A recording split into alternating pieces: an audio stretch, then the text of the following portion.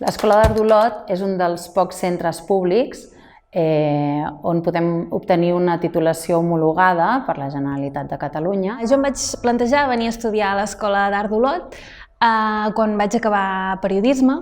Els estudis de comunicació em van donar tota una formació molt valuosa, però sentia la necessitat d'ampliar una mica el coneixement en relació a la imatge. Sabent que estem en una escola d'art, necessitàvem complementar aquesta formació tècnica amb una formació, podríem dir-li que artística, no? Però ens interessa que l'alumne aprengui a saber què vol comunicar. Durant els estudis de fotografia sí que vam tenir l'oportunitat de fer molta pràctica de plató, per tant la tècnica la vam poder treballar molt bé, és molt important tenir aquesta base, però sobretot jo el que recordo més és el treball a nivell conceptual dels projectes que se'ns proposaven. Un dels records que tinc d'haver passat per l'Escola d'Art d'Olot és la proximitat amb què treballàvem professors i alumnes, aquestes aules reduïdes que ens permetien tenir debats interessants. Des del cicle de fotografia sempre intentem que l'alumne tingui una experiència real